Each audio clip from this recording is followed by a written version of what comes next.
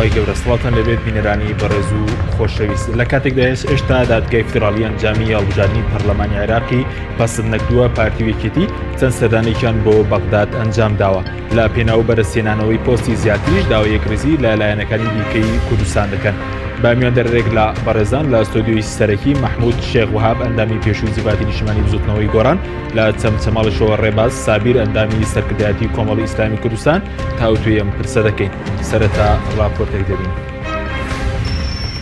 پاڵەوانەکانی 16 ئۆکتۆبر و بانگەشەکارانی جیابوونەوە لە عێراق و دامەزراندنی دەوڵەتی کوردی لە هیچ شتێکدا یەکدەنگ نەبن لە بەدەستێنانی پۆست و ئیمتیاز لە حکوومەتی عێراق بە جۆرێک یەکڕیزن گەر هێزێکی سیاسی لەگەڵ ئەجنداکەیاندا نەبێت لە شەمەندەفەری کوردایەتی سەردەمی ڕیفراندۆم بەجێماوە.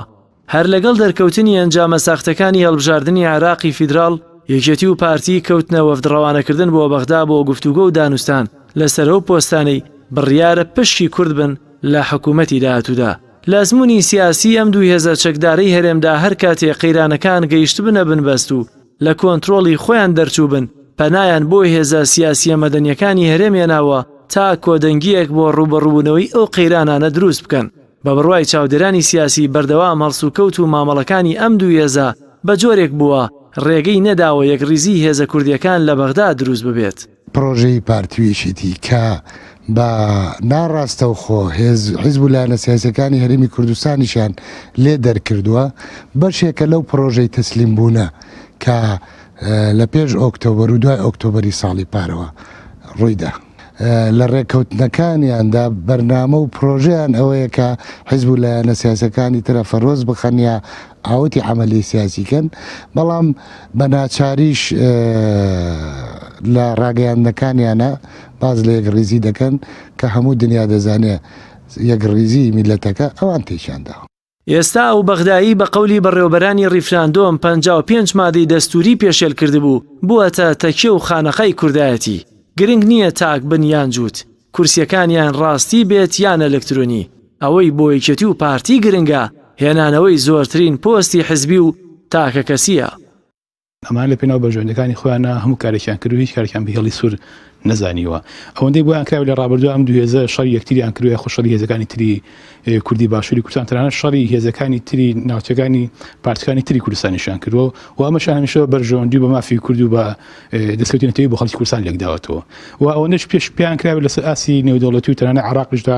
ڕێکەوتنی جێبەجێیان کردووە تەنانەت ئەم هێزی ئەم وڵاتانیان پەرکێشیرەوە بەسەر کوردستان بۆسەر هێزەکانی تری کوردستان و کاتێک بەرژەوەندیان خواستبێتی بەغا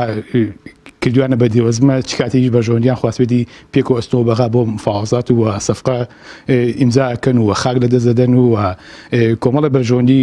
لە پێناو کۆمەڵە بەرژۆندی خۆیاندا کۆمەڵێک مافی نەتەوەی کوورەکەن بەژێر پێەوە و هەم ئەمانش بە دەستکەوتی نەتەوەی بە مافی گەری کورد و بە بەرژۆندی گشت بە کوردایەتی بە خەڵکی کوردستانی ئەفرۆشنەوە. بە بڕوای بەشێک لە چاودێرانی سیاسیش ڕێکەوتنی یەکێتی و پارتی چە تازە بێت یان کۆن، ستراتیژی بێت یان تاکتیکی، ئاشکرا بێت یان شاراوە، بۆ بەغدا بێت یان هەولێر، بەرژەوەندیەکەی بۆ خۆیانە و نەهامەتیەکەی بۆ خەڵکی کوردستان. جەلال محەممەد، کەناڵی ئاسمانی پەیام، سلێمانی.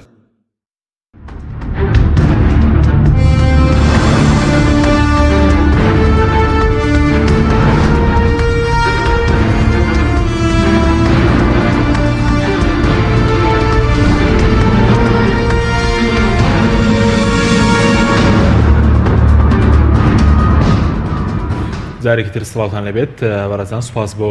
میوانەکانمان بەخێر بن. کاک محمودەگە سەرتە لە بەڕێستانەوە دەست پێ بکەین لە کاتێکە هێشتا دادگای فیدراڵی ئەنجامی هەڵبژاردننی پەرلەمانی عێراقی پەسەند نەکردووە. هۆکاری چییە کە یەکێتی و پارتی چەندین جارە سەردانی بەغداد دەکەن یاخود ئەو پەلەپەلەی یەکێتی و پارتی بۆ پێکێنانی کابینەی حکوومەتی عێراقی چی؟ بەڵێ زۆر سپاس بۆ جەنابەت، هەروەها بۆ بینەرانی خۆشەویست. بێگومان پارتی یەکێتی لە دوای ئەوەی پێشتر خۆدەزانی لەم هەڵبژاردنە زۆرە ترسان و ڕاستی بۆ توانیان لەم هەڵبژاردنە بە وەکو پیشەی هەمیشەی یانیانی بەو تەزویرانی کەیکەن دەنگی باش بێن و کورسی باشیان هەیە. ئێستا دووبارە ینی خۆتەزانی معادلەی سیاسی عێراقیش پێویستی پیان نەبێ بۆ هەندێک حاڵەت کە بۆ سوودی خۆیان بۆی ئەمانیشن بکەن بخەنە ئەو بوارەوە. طبعا لەم هەڵهینەی شەترسان لەم دەستە بژێریەی کە ئالەسات بەگشتی بێ لەوەش ڕزگاریان بوو خۆدەزانی لەبەرەوەی هەر هەمووی نەکرا ئوسنوخانە کە قەراری پەرلەمانی عێراقی ئەوە بوو کە بکرێەوە حتا محکەمەی اتحادیە ئەولیا شەر هیچینێکی لەسەری نەبوو یعنی ڕازی بوو لەسەری تەئیدیشی کردبوو هیچ کێشەیەکنەوە بۆ تەمانە بەو طریقەیە لەوەش ڕزگاریان بوو ئێستا لە هەڵمەتێکی لە پەلەپەلێکی زۆران هێشتا نەتیجەکەش دەرنەکەوتەوە خۆزانێ بێ مصادقی بکە محکەمەی اتحادیە ئەولیا ئەمان لە هەوڵی ئەوان کە چۆن یعنی دووبارە و کوجاری جاران دەستکەوتی حزبی و دەستکەوتی شخصیان بێتە ئارا تەرتیبیکەن لەگەڵ هەموو هینەکانیش هەوڵیان داوە لەگەڵ هەموو لایەنەکانەوە نییە بڵێ ئەم لایەنە با بڵین کە پێشتر ئەیان و تەمەڕقی لە کوردەوە ئەوە دش بە پرۆسی سیاسی کوردیە و دش بە هەرێمی کوردستانە و لەگەڵ هەر هەمویانیان سازشیان کردو لەگەڵ هەمویانە دانیشتون چاوەڕوانەکەن سیرەکەن بزانن لە کامیانە زیاتر دەستکەوتی شخصی و حزبی ئۆمانیان دەسەکەوێت ینی ئەساس بۆ ڕێکەوتن لەگەڵ لایەنە عێراقیەکان مافەکانی خەڵکی کوردستان نیە یاخود دەستکەوتی زیاتر و بەرژەوەندی زیاترە بۆ خۆیان ئەزانی ئەمان چەندین ساڵە لەو کاتێشە کە بەوەی کە تا حدێک هەرێمی کوردستان هێزی هەبوو قوتی هەبوو تا حدێک حرمەتێکی هەبوو لە دەرەوە یعنی زۆر کینەکانی شەفافیت نەبوو دەرنەکەوت بوو لەسەر لە دوای ئەم دەرکەوتنە یعنی تۆ تەسەوڕەکەی ئەمانە بتوانن پێشتر چیان کردووە تا ئێستا بتوانن لەمەودووە دەستکەوتی استراتیژی نیشتیمانی نەتەوەیی بۆ کورد بەرجەستە بکەن یان دەستیان کەوێ لە بەغدا قەناعەتم وایە ئەو مەسەلەیە زۆر هینە ینی لە خەیاڵیانە نییە بەڕاستی من شخصی خۆم قەناعەتم وایە ئەگەر ئێستا تەکەتولێک کتلەیەک بڵێم لەوێ یان هاوپەیمانیەک لە عێراقا بڵێ ئێمە ئامادەین مادەی 140 بدەینێ یعنی ئەو مادیە جێبەجێکەین ئەو شوێنانەی کە دابڕاو لە کوردستانەوە بگەڕێتەوە بەسەر کوردستان ئێمە جێبەجێەکەین بۆتان بەڵام ئێوە واز لە پۆست و پلە و دەستکەوتی حزبی و عقودی نەوت و ئەم شتانە بێنن بڕواتە بێ ڕێک ئەڵێم کاکە مادەی 140 بۆ خۆتان بەس ئەمەکەیتر بۆ خۆمان ئەمە قەناعەتی من نییە قەناعەتی زۆرینەی لە 1990 جەماوەری کوردستانە بە جەماوەری پارتوی چێتیشەوە مەسەلەکە ینی ئەو نییە بڵێ وەڵام من ڕقەکەم لێ ئەمە واقعەکە و ئەگوزەرێ واقعەکە هەیە بەڕاستی بەڵێ سپاس دەکەم دواتەگرێم بۆ لای بەڕێز دەگەر بچینە چەمچەماڵ لای کاک ڕێباز کە لەگەڵمانە کاک ڕێباز دۆ سپاس بۆ بەشداریتان لە بەرنامەکەماندا ئەگەر سەرەتا لەوە دەست پێ بکەین تا چەندێک ئەو سەختەکاری کە پارتی ویچێتی لە هەڵبژاردننی دوازدەی ئایر ئەنجامیاندا لایەنە کوردیەکانیان پەرد کرد و ناوماڵی کوردیان زیاتر پەرتەوازە کرد کاوان نەتوانێت سە بۆ نمونە تیمێک پێک بێنن بۆ پێکێنانی حکوومەتی عێراقی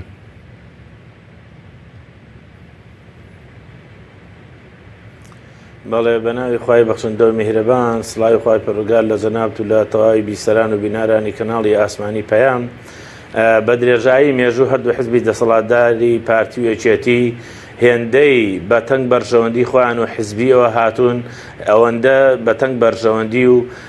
کوردایەتی و لافی کوردایەتی کە ئیستا لێی دەدەن بە تەنگەوە نەهاتوون بۆیە بە درێژایی مێژوو ئەوەی کە کردویانە هەوڵی بەدەستکردنی پۆست و بەرژەوەندیەکانی خۆیان بووە نەک بەرژەوەندی کورد و کوردستان بۆیە لە هەموو هەڵبژاردنەکاندا بەتایبەت ئەم هەڵبژاردنەی کە ڕابرد کە تەزویرێکی منەظەم کرابوو بە شێوەیە کە لە جیاتی ئەوەی باز لە یەک ڕیزی نێوماڵی کورد بکرێ بەڵکو وای لە کورد کرد کە بەڕاستی پەرتەوازە بێ دەژینە ئێستا کورد کە بە هەموو کورد بە هەموو لیستەکان 58 کورسیان هەیە ئەگەر بە یەک ڕیز بوونایەوە و تەزویرە منەظەمە نەکرایە و یەک ڕیز بوونایە دەبوو ئێستا لە جێی لیستی سائیرون لە لیستەکانی تر دەبوو بەهاتنە گفتوگۆ دانووسانە لەگەڵ کووردا بکردایە و کورد دەبووە پێکهاتەی یەکەم بۆ دانووساندن لەگەڵیدا بەڵام بەداخەوە ئەمان وەکووتم هێندەی بەرژەوەندی حزبی کۆیان دەکاتەوە ئەوەندە بیر لە کوردایەتی و لە دەستکەوتی کوردی و لە دەوڵەتبوونی کوردی و ئەو شتانە ناکەنەوە بەڕاستی بەڵام کاتێک کە دێتە مزایداتی سیاسی ئەو کاتە ئەمان لاپەڕەی کوردایەتی بوون و چێرفی کوردایەتیان بەرز دەبێتەوە ئەمە بە خەڵک دەفرۆشنەوە بۆیە ئەم هەڵبژاردنە من قەناعەتم وایە زیانی زۆرتر بوو لە قازانج هەرچەند لە کۆی کورسیەکانە کورد هەردەنگی کەمی کردووە بەڵام ئەم تەزویرە منەظەمە متمانەی لە نێو خەڵک و لایەنە سیاسەکاندا لەلایەک و لایەنە سیاسەکان لەناو خۆیاندا لە لایەکی تر ئەو متمانەی لە ناویاندا نەهێشتووە و پەرتەوازەی کردوون و قەنەعەتیان وایە کە گفتوگۆکردن لەسەر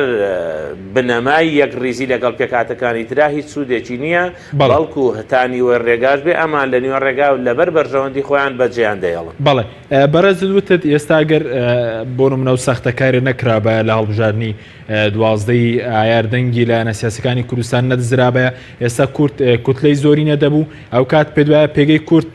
زۆر بەهێزتر دەبوو و کورد بەیەک تیم پێدوایە بەشداری دانوستانەکانی پێکێنانی حکوومەتی دەکرد کە پێشتر کورد بەیەک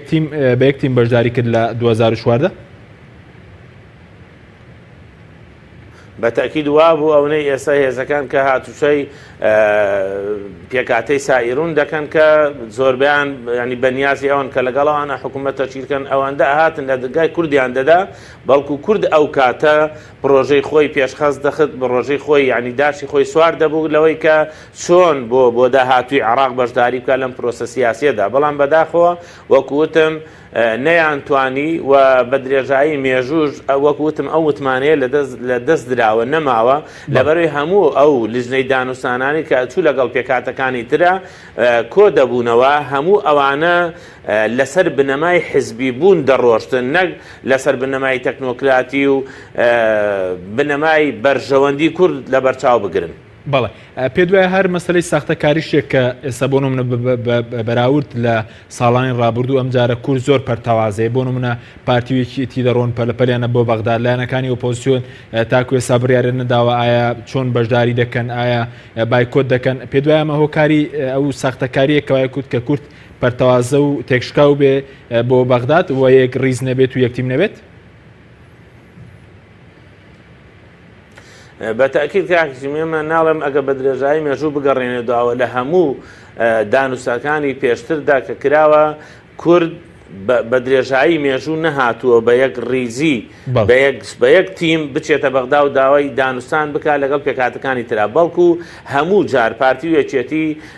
بەجیا شەڕی بەرژەوەندی و پۆستیان کردووە لە بەغدا نەک شەڕی بەرژەوەندی کورد ئەم هەڵبژاردنەی ئەمجارەش وەکوتم زیاتر دەنجی کوردی بۆ پەروار بەرتەوازە کردووە یەکەم جار لەبەرەوەی متمانەی لەناو پێکاتەکاندا نەهێشتووە خەڵک ئومێدی وابوو کە گۆڕانکاری بکرێت لە دەسەڵاتە لە ڕیچنەوەکانی دەنگدانەوە بەڵام ئەو تەزویرە پرۆفیشناڵی کە ئەمجارە بە دەستی دەرەکی و ئیقلیمی بۆ ئەو هێزانە کرا بەداخەوە وای لە کورد کرد کە هەم متمانی بە خودی خۆی نەمێنێ هەم متمانە لە نێو هێزەکانان نەمێنێ بۆیە قەنەعەتیان وایە چوونە بەغدا بەم پەرتەوازەیە لای هەندێک لایەن ئیسفادەی لێ ناکەن بەڵکو زەرری زیاترە لە قازانجی بەڵام هەندێکی تریش قەنەعەتیان وایە کە چوونی پارتی و یەکێتی و لێ نێکزیک بوونەوەیان لەم کات و ساتانەدا کە هەتا دوێنێ یەکتریان بە خیانەتکار و بە جاش و بە خۆفرۆت لە قەڵم دەدا ئێستا ئەوەی هەموو لای هەمومان ئاشکرایە بەرژەوەندی و پلە و پۆست کۆیان دەکاتەوە ئێستا دەچن لەگەڵ بەغدایە کۆ دەبنەوە ئەگرنا دەبوو پێش ئەوەی کە دامسان لەگەڵ بەغدا بکەن بەهاتنایە نێوماڵی کوردان ڕێک بخەستایە بەهاتنایە هەموو لیستە کوردیەکان بە شێوەیەک بەشداریان بکردایە کە تۆکمەیی کورد زیاتر بەتابەت لەم کات و ساتانەیە کە هەموو پێکاتەکانی تر بەتابەتی نێوماڵی شیعان نێوماڵی سونە ئەوانش پەرتەوازەی ڕووی تێکردوون و هەریەکە و چەند لیستێکیان هەیە بە جیاجا دەبوو کورد زیاتر تۆکمەتر بواە بەڵام بەداخەوە وەکوتم هیچ کاتێ لەدایەن ئەم دوو هێزەوە کوردایەتی و بەرژەوەندی کورد لە بەرچاو نەگیراوە هێندەی بەرژەوەندی حزبی و پلۆپۆت لە بەرچاو گیراوە. بەڵای سپاس دەکەین دواتەگرم و لای بەرزت کاک محموود سەبارەت بەوەی کە پێشتر پرسیارەوەم کرد هۆکاریم پەلەپەلەیەکێتی و پارتی پێدوێت تەنها لە پێناو پۆستە بۆ نمونە ئەمڕۆ مقتەدا سەدر داوای کردبوو کە لە پێناو ئەوەی کە داواکاری خۆپیشاندەران جێبەجێ بکرێت دەوێت گفتوگەکانی پێکەنانی حکوومەت بوەسێنرێت. طبعا قسێکی زۆر جانەوەی مقتەدا سەدر بەڕاستی ئەگەر غایەکشی هەبەیە قسێکی سیاسیانەیە و قسەیەکشە بەڕاستی خەڵکیشە و حاڵەتی زۆر بەدڵە فعلا یعنی ئەڵێ تشکیلی حکوومەتی شێکن فریای خەڵکەون یعنی پێچوانی ئەمانی لای خۆمان و دەزانی یعنی بەڕاستی یەک مشکلە هەیە ئەمانەی لای ئێمە هەمیشە لە هەڵبژاردنەکانە ئەبنە عێراقیەکی عیار 24 لە دوای ئەوەی پۆست و پلەکانیان دەسەکەوێ ئەبنە قەومێکی عیار 24 کوردی تۆمەڵە حەزە بکەیانی لە هەموو هەڵبژاردنێکە کە نزیکە بێتەوە هەڵبژاردنەکانی عێراق ئەبنە عێراقی و دێنە شانوەڕای بەمەرجێک تا دوێنێ پێ دوێ ئێستا عیارە 24 ئێستا عیارە 24 عێراقین پاش ماوەیەکی تر ئەبنە عیارە 24 قومی ینی کوردی ئەنێ بنە پاسۆکەی جاران ملاحظە بکە هەمیشە وا بوون تەبان یعنی لەم مانگی هەڵبژاردنە مانگێک زۆر عێراقین یعنی بەڕاستی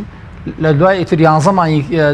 مانگی تر ئەمان ئەبنە کوردێکی قومی و نیشتمان پەروەر و عێراق دژمنیانە و عێراق ئەوەیانە و 55 مادەی دەستوریان پێشێل کردووە و تاوانەوە فەقەرەکانیشی ماوە لەوە بە فەقەرەکانیش حساب کرد زۆر بکەم مادەکان بۆیە بەڕاستی ئەمان چوونی ئەمان و پەلەپەلەی ئەمە ئەوەی کە بەڕێز دەڵێ بۆنەوە تەنە لە مانگی دەبنە عێراقی عیارە 24 تەنە لە پێنا و چییە بۆ نمونە بەڕاستی خۆی دیارە ئەگەر ئینسان استراتیژی هەبێ یعنی من لەلایەکی ترەوە هەستەکەی ئەمان خاوەنی قەزیە نین یعنی ئەم سەرکردانی ئێرە ئەم دەسەڵاتدارنی هەستەکەی قەزیە نییە خاوەنی قەزیەک نین ئەگەر کەسێک یعنی حزبێک حکوومەتێک مؤسسەیەک خاوەنی قەزیە بێ حتمما استراتیژیە بێ استراتیژی دوورمەودا و نزیک مەودایە بێت ئەمان کاری ڕۆژانەکەن یعنی هەمیشە کار بەڕێخەرن یعنی ڕۆژانە کار بەڕێەکەن ئەم پەلەپەلەی ئەمانیش کە بۆ بەغا بەڕاستی تۆ ملاحظەکە یعنی ئێستا یعنی چونەتە لای سائیرون هاد العامری چونەتە لای نەسف عبادی ڕئیس وزرا چونەتە لای نەسر عبادیە چونەتە لای فتح هاد العامریە چونەتە لای حکمە عەمەر الحەکیم چونەتە لای دەوڵەتی یاسا خۆ دەزانی مالکی کێتر ماوە نازانم ینی شوێنێک نەماوە نەچن لای ئەمانە خۆ پێشتر ئەمانە خۆ دەزانی چۆن سەری ئەمانەیانە کرد لە هەر هەمووشانە داواکاریەکانیان بە هیچ شێوەیەک داواکاریەک نییە کە تۆ ئەم ملەتی ئێمە شانەزی پێوە بکە یان خۆشان قەناعەتیان پێی بێ کە هاتوون فعلا بە نوێنەرایەتی خەڵکە هاتوون تەمان گرفت و مەشاکلی زۆرە لە بینی پارتی وێچێتیە هەر لە ئێستاوە شەڕی ئەوە هەیە کێ بێتە ڕئیسی سەرۆکی عێراق وت باشە زانیەوە گرفتێکی زۆر گەورە هەیە لە بینانە و پارتی تەمان حتمما ئەڵێ ئەگەر ئەم زارێش سەرۆک کۆمار بۆ یەکێتی بێ کۆمەڵە شروتی هەیە لەم حاڵەتانە بزانە شروتەکانی سەرۆک کۆمار کێ بێ کێ نەبێ تەمان کاتێ سەرۆک کۆمار ئێستا حاڵین یەکێتی بەم تەریقێ دایانێ تەنها سەرۆک کۆماری یەکێتی نیە خۆ دەزانی ینی لەبەرەوەی پارتی شروتی هەیە لەوە یەکێک بە بەدڵی پارتی بێ ئەوەندە نیو پارتی بێ و نیو یەکێتی بێگە لەم حاڵەتە هەرچەنە خۆی لە ناو یەکێتیەوەیە بەڕاستی جامە بەسم وتانی ئەمان لە ناو خۆشیانە نەک لەگەڵ حیزبەکانی ترە نەک لەگەڵ میلەتەکەی خوانە ئاشتەواییان نەکردووە ئاشتەواییان نییە لە ناو ئەم دوو حزبەی شاکە هەمیشە هاوڕێی مەسلحەتن و لە حەقیقەت شا زۆر دژی یەکەن لە ناو خۆشیان ڕێک نەکەوتون جا ئەگەر حزبێک نوێنەرێک ئاوا بڕات لە بەرامبەری ئەم عێراقا بوەستێ کە بە شیعە و بە سونەیشەوە قەناعەتیان بە دەوڵەتی فدرالیش نییە ئەسڵەن هەلومەرجێکی تایبەتیەوە بە عێراقا دروست بووە چۆن ئەتوانن ئەمانە ئەم گرەوە ببەن چۆن ئەتوانن دەستکەوتێک بێنەوە بۆ میلەتەی ئێمە چۆن ئەمانە لەم پرۆسەیە سەرکەوتوو بن بۆیە بە هیچ شێوێک من قەناعەتم بەوە نییە ئەمان شتێک بخەنە سەر شتێک چەندین ساڵە لە ئەوجی عەرەباتەنی لە ئەوجی هێزی خۆیانە بووبورە نەیانتوانێت هیچ بکەن بە هیچ بۆیە لەمە دوای چاوەڕانی هیچیان لێ ناکرێ چاوەڕانی مەگەر ڕجاو تکا بکەن بۆ هەندێک پۆست بۆ هەندێک دەستکەوت بۆ هەندێک عقود بۆ هەندێک ئەوەی لیان ببورن زۆر شتیان کەشف نەکەن کۆمەڵە دزی و جەردەییان هەیە تەبان خۆتەزانی عێراقش پێزانێ ئەمان عقودی نەوتیان هەیە پاری ئەم ملەتیان بردووە خۆ عێراق ئەتوانێت دەوڵەتی فیدرالی خۆزانی هەرێمی کوردستان بەشێکەوە ئەتوانێت لە زۆر شتۆ ئەمانە شۆن مەسادرەکانی ئەو دەستکەوتانیان کەشف کات و ئەو پاریان ڕاکێشێتەوە بگەڕێتەوە بەڵام ئێستا فرسەتە بۆ ئەوانیش تەمان سازش بکەن لەسەر ئەوەی کە ئەو شتانە ئەو میلەت وازی لێ بێنە یعنی ئێستا مەسەن ئەتوانێت مەسەن فڵان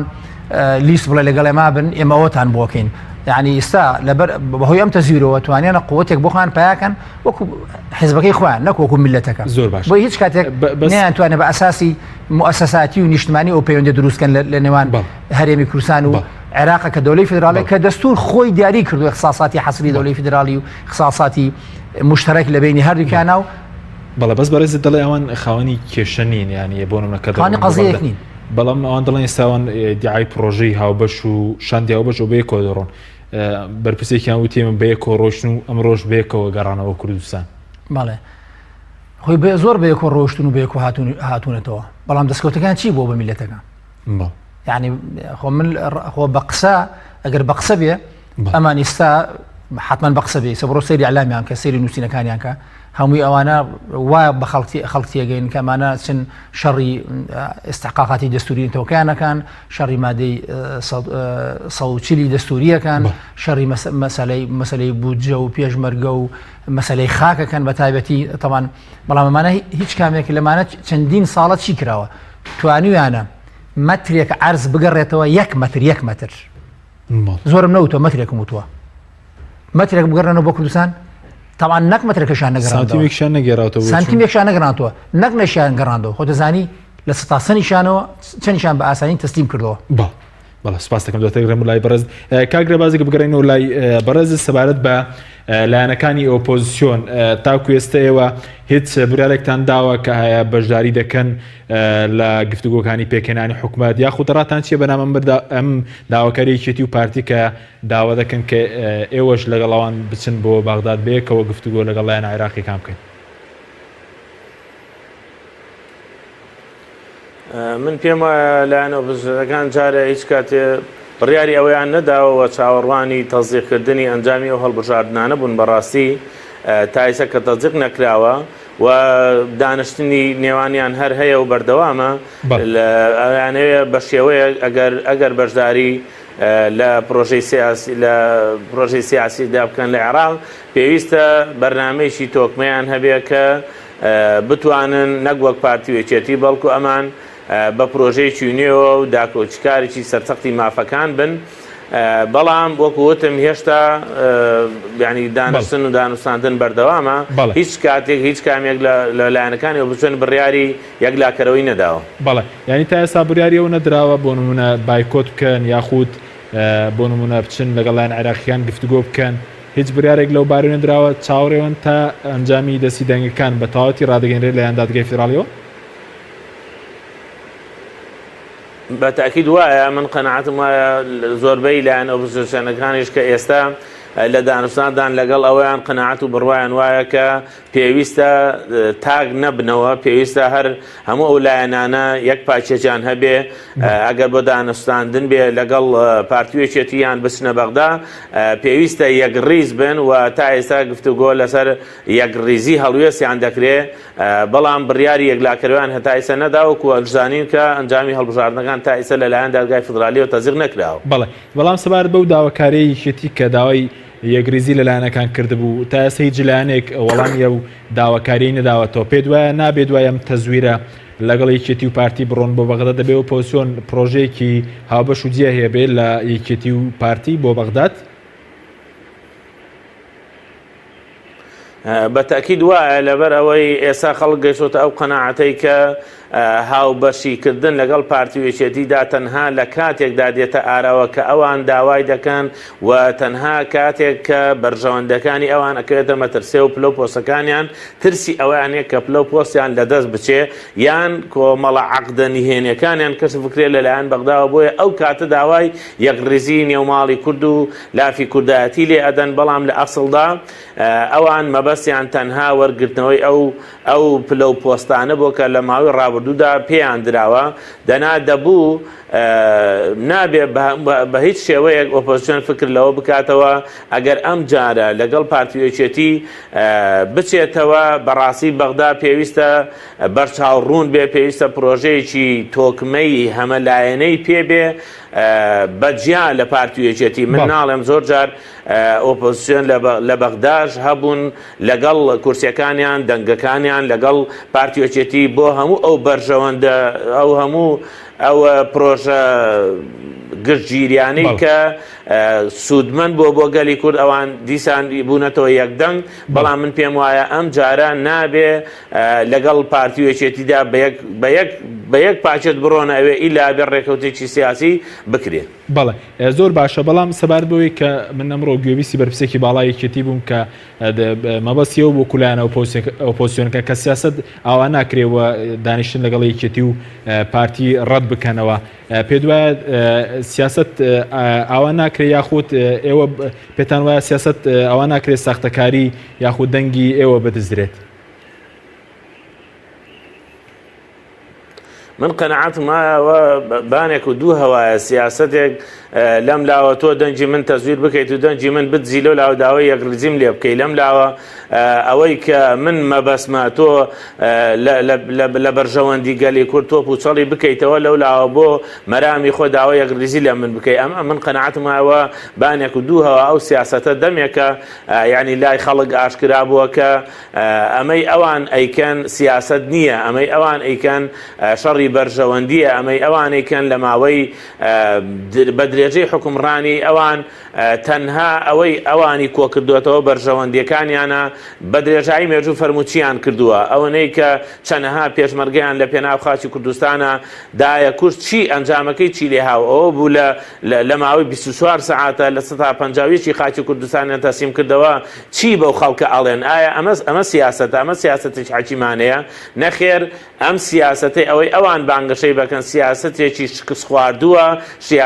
سیاسەتێکی ناتەندروستە بەڵکو ئەوان تەنها مەبەست و ئامانجان لەمە کۆکردنەوە و زیاتری دەنگەکانیانە کە بە حسابی خۆیان بە باڵانسێکی زیاتر و گفتوگۆ لەگەڵ پێکاتەکانی عەرەبی سونە و شیعەدا بکەن بۆ ئەوەی زیاتر پلە و پۆستیان بەرکەوێت لە مێژوودا ئەزانین هەموو ئەو ڕاوێژکارانی کە کراوە هەموو ئەو پلە و پۆستە سیادیانی کە دراوەتە کورد هەمووی لەدەست پارتیوێکێتیدا بووە کە بەداخەوە دەیڵێم لەسەر گەندەڵی و لەسەر ئەوەش دەرئەکران بەڵام بەداخەوە هیچ شتێکیان پێ نەئەکرای شتێکیان پێ نەئەوترا بۆیە من قەنەعەتم وایە ئەوانەی ئیدعای سیاسەتێکی باش دەکەن ئەوانە بەشایەتی هەموو مێژوو بەتایبەتی بەشایەتی هەموو یعنی سیاسیە سەرڕاستەکانی تەنانەت پارتیوێکێتی سیاسەتێکی لە ماوەی ڕابردووە سیاسەتی خواردوو پەیڕەوکراوە. بەڵێ سوپاس دەکەین بەڵێ بینەرانی بەڕێز ناوبڕێک و دەگەڕێنەوە وڵاتان لەگەڵمان ببینەوە.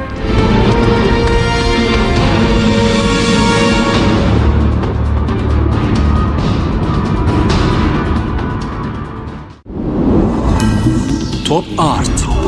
تاکە بریکاری تۆڕی میدیایی کۆمەڵ بۆ دروستکردن و بڵاوکردنەوەی ڕیکلام. تۆپ ئارت. دنیا دیکۆر بۆ کەوانتەر و تەختەی ئەرزی. لە دنیا دیکۆر ئامادەین بۆ دروستکردنی کەوانتەر و دانانی تەختەی ئەرزی بە باشترین کوالیتی و نرخی گونجاو. دروستکردنی کەوانتەر بە خواستی خۆتان بە کەرەستەی MDF و HDF و HPL و R-Click و داری سروشتی و باڵۆن پرێس. هەروەها دروستکردنی کەوانتەری تاقیگە و WC و کابینات با کەرەستەی کۆمپاکت لامینات کە دژە بەکتریا و دژە ئاو و دژە ئەسیدە. بۆ دڵنیابوون لە کوالیتی و نرخی گونجاو تەنها دنیا دیکۆر هەڵبژێرە. دنیا دیکۆر.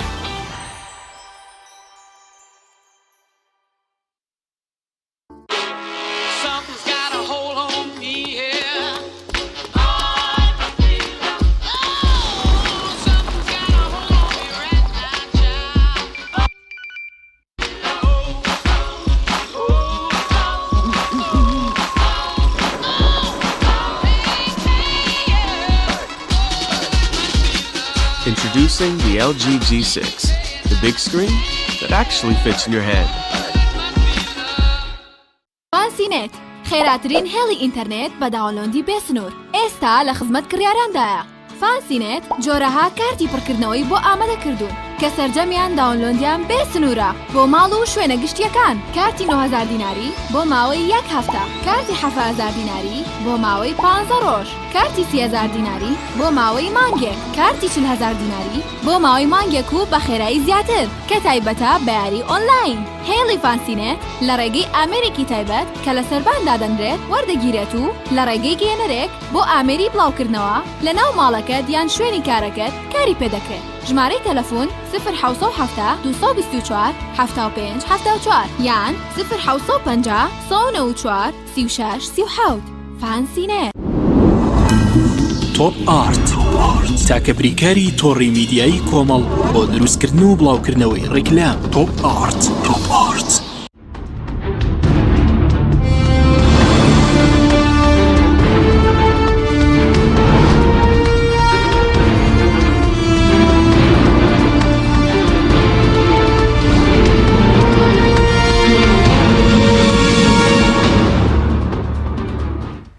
جارێکی تر سڵاوتان لەبێت بەڕێزان کاک محمود بەڕێزت پێشتر باس لەوە کرد کە یەکێتی و پارتی ئێستاگەر اختیاریان کرد لە نێوان جێبەجێکنی مادەی 140 و مەسلەی پۆست و پارە و نەوتنەوە هەڵدەبژێرن بەڵام ڕەنگە خەڵک پرسیار کە مەسەلەن لە کوردستانەوە دەسەڵات و پارەیان هەیە بۆچی لە بەغدادەوە هەڵدەبژێرن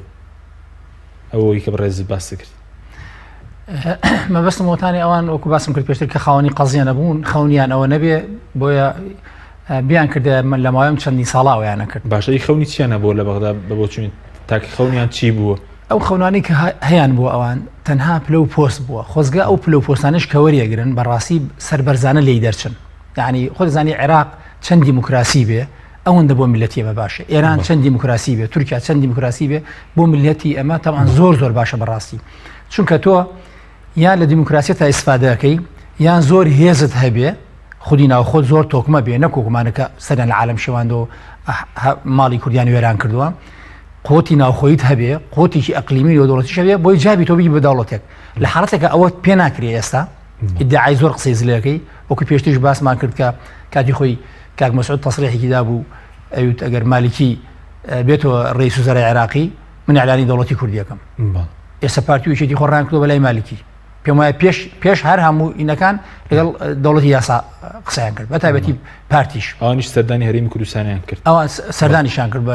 هەردوو بەشەکەیشەوە بۆیە بە قەناعەتی من عێراق چەند دیموکراسی بێ ئەوەندە باشە بۆ میلەتی ئێمە ئەو کەسانەیش کە ئێستا ناچن بۆ مادەی مەسایلی ستراتیژی استحقاقاتی نەتەوەی و دەستوری و نیشتمانی میلەتی کورد کە پلە و پۆستیان بەرەکەوێ لەوێ شەڵا لە پلە و پۆستەکانە سەربەرزانە دەرچن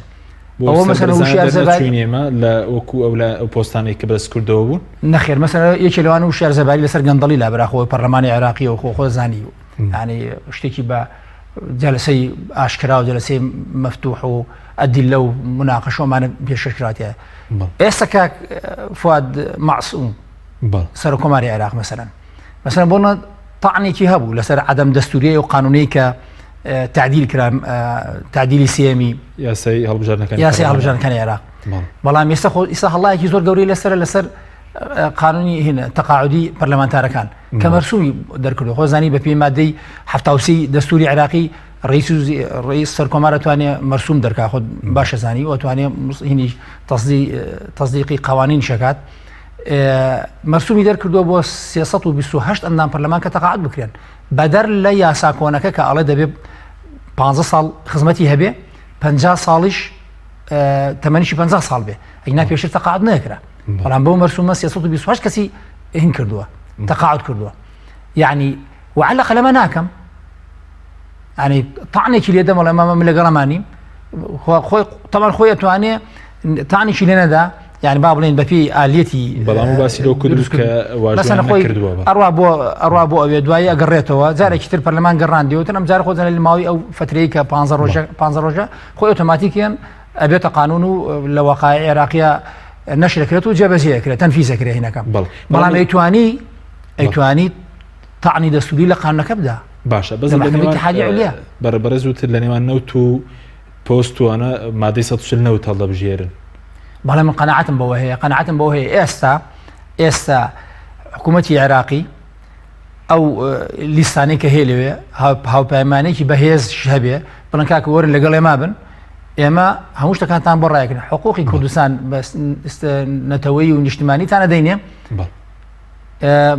بەڵام ئێوە بە مەرجێک داوای دەستکەوتی حزبی و پۆستی شخصی و پلە و ئەمانە و عقودی ژێربەژێری و ئەمانە مەکەن و کامیانتانەوێ قەناعەتی کامل وایە کە ئەوان بڵێن کاکە هەمووی بۆ خۆتان بەڵام ئەوانی کە ئێمە خۆمان داوایەکەن بۆ ئێمە بێت باشە بۆچی لەبەر ئێمە چەندین ساڵ ئەمان چیان کردووە مەسەن چیان جێبەجێ کردووە بۆ میلەتە لێ چی لە کوردستانە چی لە بەغدا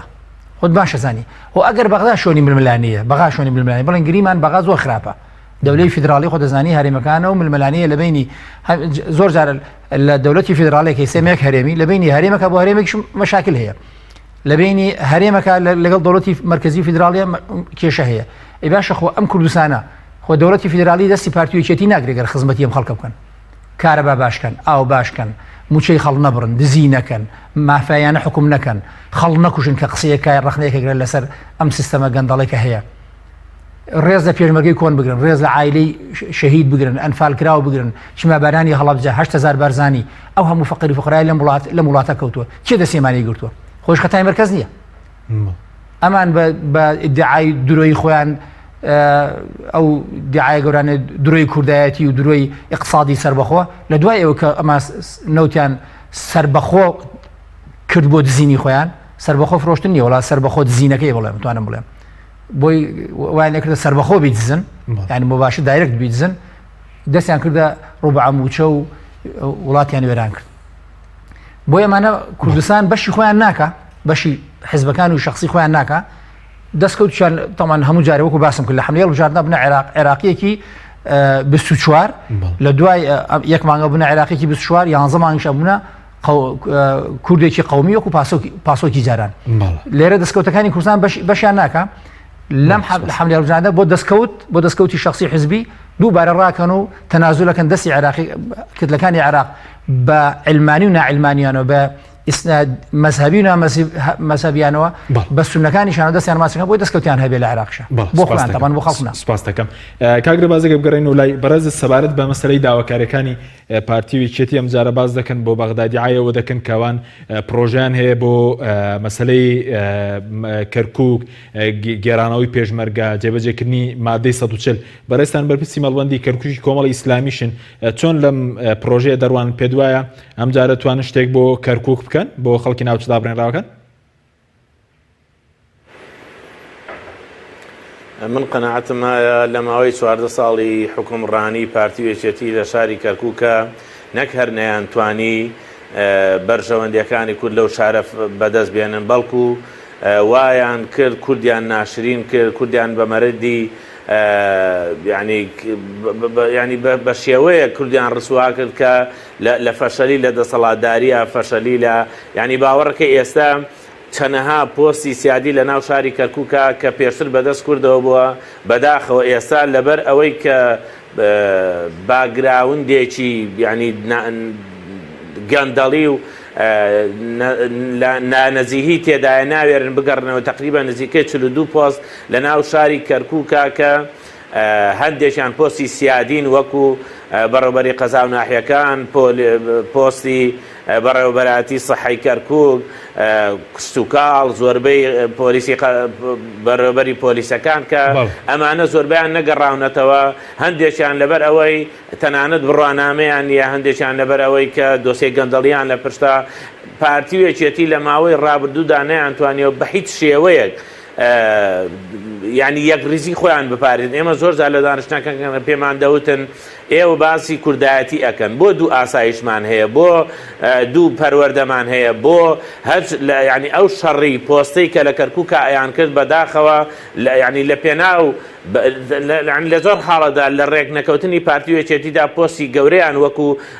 پۆستی ینی عەمیدی زانکۆ لە دەستداوە لە پێناو شەڕی ینی ڕێک نەکەوتنیان لەسەر دانانی کەسێک. بۆیە من قەنەعەتم وایە لە کەرکووکە ئەوەی کە باسی کوردایەتی بکات لە کەرکووک بە تایبەتی پارتی وێچێتی هەڵەیەکی کوشندە ئەکەن لە بەرەوەی لە ماوەی 14 ساڵی ڕابردووی حکمیانە نەیانتوانیوە هیچ بکەن لە ناو شاری کەرکووکدا، بەڵکو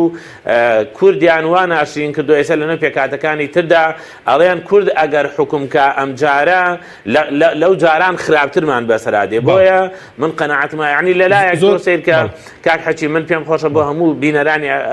ڕوونکەوە هەرچەند لای زۆربەی خەڵکیش ئاشکرا و ڕوونەکە لە سنوورەکانی شاری کەرکووک ئەو کاتی کە شەڕی داعش دەکرا پێشمەرگیان دەدایە کوشتا، پێشمەرگەیان ینی خوێنی پێشمەرگەیان دەڕژ بە حساب لە پێناو سنووری کەرکووکدا، بەڵام بەداخەوە لەم لاوە بازرگانی لەگەڵ داعشدا دەکرا لەلایەن چەند بەرپرسێکەوە. لەم لاوە شەڕی نەوت و هەردوو کۆمپانیای کار و قەیوانیان کە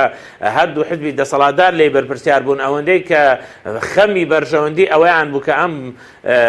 داهاتانیان لە دەستنچێ ئەوەنە خەمی ئەوەیان نەبوو. لە ماوەی ڕابردوودا چەندەها بەرپرس ئەزانم لە نێو شاری کەرکووکە کە بەرپرسی باڵایان هەیە، عەسکەریان تێدایە کە بڕوانامەی نییە، هەمووی دەرچووی قڵاچۆلان و یان دوهۆکە بە تایبەتی کە هیچیان لە بەغا معتەرەف نین کە ئێستا ناوێرن بگەڕێنەوە، پۆستەکانیان بەجێهێشتووە هەر لە بەڕێوەبەری پۆلیس و زۆربەی ئەو شتانە بەداخەوە نەیانتوانی ڕابردوودا لە نێو شاری کەرکووکە لەو گەنجانەی کەرکووک کۆمەڵێک گەنج کارکوچی دروست بکەن پێک بهێنن کە ئەو پۆستانیان بدەنە بۆیە هیچ کاتێ پارتی و یەکێتی ئەوەی کە زەرەریان لە کەرکک داوە نەیانتوانیوە خزمەت بە کەرکوچەکان باشە ئەمە لەسەر ئاسی ناوخۆی شارەکە کە بەرەزت وتت بەرەزشت خۆت بەرپرسی ماڵبەندی کەرکوچی کۆمەڵی ئیسلامی ئەمە لەسەر ئاستی شارەکە بەڵام ئەی لەسەر ئاستی گفتوگوکانی پێکێنانی حکوومەت لەسەر ئاستی پێگەی کەرکک و مادەی ١ و ناوچە جێناکۆکەکان لە بەغداد جا من ئەڵێم هەموو کاتێ پارتی و یەکێتی هەموو کاتێک کە بەرژەوەندێک دێتە پێشەوە لافی یەکریزیان لێ دەدەن لە ماوەی لە هەڵبژاردننی ڕابردوودا پارتی هەموو لایەنە کوردیەکان کۆک بوون لەبەرەوەی کە پێکەوە بە یەک کوت لە دابەزن بۆ ئەوەی لە بەرامبەر هەردوو پێکاتی عەرەب و تورکماندا هێزێکی گەورەیان پێبێ و زۆرترین خزمەت بکەن بەڵام بەداخەوە تەنها لەسەر دانانی پارێزگاری کەرکووک ئەو کات یەکێتی داکۆچی لەسەر ئەوواکە کە دەبێت دکتۆر نەجمەدین پارێزگاری کەرکووک بێ و برادرانی پارتی دیموکراتی کوردستان تەکیدیان لەسەر کردەوە کە نابێ ئەو پارێزگار بێ تەنها لەسەر ئەمە ڕێک نەکەوتنەوە و لستیان هەڵۆشاندەوە بۆیە لە دیوی دەرەچیشا لەگەڵ پێکاتەکانی ترشا ئەمان نەیانتوانیوە بەڕاستی ینی ضەمانەت و ئەمانەتێک بدەنە پێکاتەکانی تر کە بتوانن گفتوگۆیان لەگەڵا بکەن کە هەست بە مافی هاوڵاتی بوونی خۆیان بکەن کە ستەمیان لێ نەکرێ بۆیە کە ئێستا ئەوان ئەو دەسەڵاتە لە نێو کوردانەماوە بەداخەوە ئەوانیش هەمان هەڵی کورد دووباراکەنەوە هەمان ستەمەکەنە بۆیە من قەنەعەتم وایە نە لە ناوخۆیی نە لە دەرەکی پارتی و یەکێتی نەیانتوانیوە بەرژەوەندەکانی کورد بپارێزن بەڵام ئەی سەبارەت بەوەی کەم جارە باس لەوە دەکەن کە لە پرۆژە و بەشەکەیاندا جێبەجێکردنی مادەی ١ تێدایە گێڕانەوەی پێشمەرگەی تێدایە پێدوای لە دوای 2023 چی کرا بۆ مادەی ١ ئەم جارە توانن پێدوای هیچ شتێک بکەن؟ وڵای من قەنەعەتی خۆم وایە کە ئەوانە هەمووی مزایدەی سیاسیە لەبەرەوەی عەرەب قسەیەکی هەیە ئەڵێ من جەڕەبە المجەڕەب حەلت به النەدامە ئەوانەی کە پێشتر تاقی کراونەتەوە ئەم قسە و لە هەوڵی 14 ساڵام قسەی ئەکرێ کە ئەڵێ مادەی 140 جێبەجێ ئەکرێ بەداخەوە نە جێبەجێ ئەکرا و نە هیچیش من قەنەعەتم وایە ئەمە تەنها مزایدەی سیاسیە هیچیان پێ ناکرێ تەنانەت من قەنەعەتم وایە کورد لەو شارەکە حەکیمبا هەموو خەڵک ئاگادار بێ ئەگەر کەناڵێکی ڕاگەیاندنی بێلایەن بچێ لەناو لە خەڵکی کەرکووک بپەرسێ بزانێ پێی خۆشە من بۆ خۆم لەم هەفتەی ڕابردوودا لە دووس بووم پرسیارم لە خەڵکی ئەکرد ئەیانون هیچ کاتێ نامانەوێ کورد بگەڕێتەوە ناو شاری دووس بۆ لەبەرەوەی ئێستا ئەمان و زەمانیان زیاتر وەک لەوسا لەبەرەوەی ئێستا زیاتر دڵیان بۆ خۆیان خۆشتر وەک لەوسا هەرچەند ئێستا و ینی پێش ئەم ماوەیەش کە ستەمی زۆریان لێ ئەکرا لەلایەن هەردوو پێکاتەی بەتایبەتی تورکمانەوە لە دووس بەڵام بۆ ئەم ئێستا کرد لەبەرەوەی لە ماوەی ڕابردوودا ئەمان نەیانتوانێت خزمەتێکی بەرچاو بۆ شارە بکەن بۆیە من قەنەعەتم وایە ئەوانە تەنها مزایدەی سیاسی و هیچی تر بەڵێ سپاس دەکەم دواتەگرێم و لای بەڕێزت مامۆستا کاک مەحموود سەبارەت بە پۆستی سەرۆک کۆماریە خۆدە پۆستانەی کە کورد داوای دەکا پێ دوایە مەسەلەن ئەمجارە بەڕێزوتت ناکۆکیی گەور لەسەر پۆستی سەرۆک کۆمارەیە لە ناوانی کێتی و پارتی تاگوسە ڕێک نەکۆت هۆکاری و ناکۆکیە چییە؟ هۆکاری ئەوەیە تەمان پارتی ئێستا بەهۆی ئەوەی کە مەسعود بارزانی سەرۆک نییە ئەو خۆزانی پەرلەمانیش پێماوە تعلیق ئەو هینایان کردووە ئەو پۆستیان کردووە بۆ 4 ساڵ شتێکی وایە ئەمە لەم حاڵەتە پارتی هەستەکە بەشێکی نییە خۆزانن کورد مشکلەی نییە ینی کورچی بەسەرێت گرنگەوەی ئەمان 50-50 چۆن ڕێکی خەن لە بینی خۆیانە بۆیە هەستاوە ئەوەی کە ئەڵێ ئەگەر هاتوو جارە خۆ دیاریش نییە ینی بەرکامیانەکەوێ و ئەگەر هاتوو بەریەکێتی کەوت ئەو کۆمەڵە شروعی هەیە بۆ دانانی سەرۆک کۆمار لە عێراق ئەمەرجێک کینەکەشێکی بێ بە لە 100% بەدڵی پارتی بە ینا ناکرێ و کەسە بێتە سەرۆک کۆماری عێراق ئەگەر بەدڵی پارتی نەبێ کەواتە یەک شخصە ئەو شخصش بێتە 50-50 نیوی یەکێتی نیوی پارتیە شخصەکە بەم شێوازە بڕاتەوێەوە ئەمان ئەو پۆست بەڕاستی پۆست لە بەغا لە زیاتی ئەوەی کە بێتە خێر بۆ میلەتێمە هیچ خێریشی نەبووە بۆ میلەتێمە بەڕاستی و من قەنەعەتم وایە ئەمان کارێکی زۆر سەریشان کردو لەلایەکەوە خۆیان ژێربەژێری زۆر دۆستن لەگەڵ دەسەڵاتدارانی عێراقیە و حتا لەگەڵ هەموو پێکاتەکانیشە لە ڕووکەشیش لە دیوێکی تریشە میلەتی ئێمان کرد دوژمنی عەرەبی شیعە عەرەبی سوننە تورکمان ملاحەزە بکە هەمیشە ئەم کارە قەومیە ئەو ڕوژێنن خۆشیان شەریکن لەگەڵیانە یعنی چی لە کەرکووک بێت چی لە بەغا بێت چی لە شوێنەکە چی لە منطقەی مووسڵ بێت لە هەموو شوێنەکان ئەمان مەساڵحی مشترەکیان هەیە بەرژەوەندی مصلحیان هەیە واشیان کردووە میلەتی کوردیان هەمیشە من قەناعەتم وایە ئێمە کێشەی استراتیژی نیشتمانی نەتەوەیمان هەیە لەگەڵ فارسا لەگەڵ تورکا لەگەڵ عەرەبا بەڵام هەموو چوارچەوەی خۆی هەیە ئوسوڵیاتی خۆی هەیە یاسا و ڕێسای خۆی هەیە تۆ هیچ کاتێک خاوەنی ئەوە نەبیت خاوەنی قەزیە نەبیت هیچ کاتێک خاوەنی مؤسساتی و مەسائلی نیشتمانی نەبیت تەنها بۆ دەستکەوتی حزبی خۆت بۆ دەستکەوتی شخصی خۆت دەستکەوتی بنەماڵەی خۆت هەموو قەزەی تۆ هەموو مۆزوعی تۆ ئەمەیە لایەکی ترەوە ئەم میلەتە فەقیر و داماوەشی کردەوە دژمنی کۆمەڵی خەڵک هەر لە هیچە لە پێناوی بەرژەوەندی خۆتە لە پێناوی ئیدامەی خۆت بدەیت خۆ من ئەزانم وەکو باسم کرد ئەو کێشە استراتیژی هەیە ئێستا لە دوای ئەوەی ئێستا کوردستان زۆر تێکشکاوە تەمان لە ناوخۆییەوە لە مەنزوری دووەلی ئەقلیمیەوە لە نێو دەوڵەتیەوە لە بەرامبەر دەوڵەتی فیدراالیە شەڵ ئەمانە بتوانن شتێ بە شتێ بکەن خۆمە کێمان کێ پێی ناخۆشە گەر ئەمانە دەستکەوتیانە بێ بۆ میلەتی کورد شەڵ ئەمانە وەکو ڕئیس وزەرای یابان کە لە حربی عالەمی دووەمە خۆزانی یابان چی بەسەر هات وتێ بێ لاپەڕێ بکەینەوە ئێمە هاوڕێ هەموو وڵاتانی ترین وا دەستی پێ کردووە ئەزن هاوەری ئەڵمان مستەشاری ئەڵمان لە ساڵ 1949 مستەشار بوو پێمە نازم چەندی ساڵ مستەشاری ئەڵمان لە حربی عالەمی دووەم خۆزانیە تەخت کرا توانی بە حکمەتی خۆیان و بە دڵسۆزی خۆیان علاقەت بەسن لەگەڵ دەوڵەتەکانی ترشا و ئەڵمانیش دروستکەنەوە بگەنە ئەو ئەڵمانی کێسەبینی ئەو یابانی کێسەبینی بەڵام ئەمانە بەڕاستی هیچیان بەسەر هیچەوە نییە بۆیە ئەمە هەموو خەمی ئەمانە خەمی خۆیانە بە هیچ شێوک پەیوەندیان بە مەسەلەی نیشتمان و نەتەوە نییە هەمیشەی داعایەکەن سپاس دەکەم کاک ڕێباز زۆر بە کوردی سەبارەتەوەی بەرزت باسی مەسەلەی 140 کرد کەوان ناتوانن شتێک بۆ 140 بکەن ئەی سەبارەت بە نەوت و غاز سەبارەت بە مەسەلەی پێشمەرگە و سەبارەت بە هاوسەنگی کورد لە حکوومەتی عێراقی پێ دوای ئەمجارە توانن شتێک بکەن کە ئەوان لە پرۆژە هاوبەشەکاندا بۆ بەغدا پارتی ویکێتی باز دەکەن ئەمانە هەن بە کورتی بێ سپاس دەکەین من قەناعەتم وانە ئەوان تا ئێستا لەسەر دانانی پارێزگارێک ڕێک نەکەوتون بۆیە هیچ کاتێ قەناعەتم بەوە نیە لەسەر ئەوە ڕێککەون بەڵام ئەمان ینی ئێمە بەڕاستی پێمان خۆش بوو کۆمەڵشتیان بکردا ئێستا باسمان بکردامان تا ئاوایان کردووە من قەناعەتم وایە ئەمان ناتوانن بەم عەقڵیەتی ئێستا ئیداری شاری کەرکووک بگەن و هیچیان پێ ناکرێ بەڵکو پێویستە بە عەقڵەتی چین و ئێستا خەڵک لە کەرکووک کاتەمەنای ئەوواکە کە پێشمەرگە بگەڕێتەوە ناو شاری کەرکووک معاناتی هەیە بەڵام پێشمەرگەی هەرێمی کوردستان بێ نەک پێشمەرگەی زۆنجی سەوز و زەرد بێ نەک دوو ئاسایش بێ دوو من قەناعەتم وایە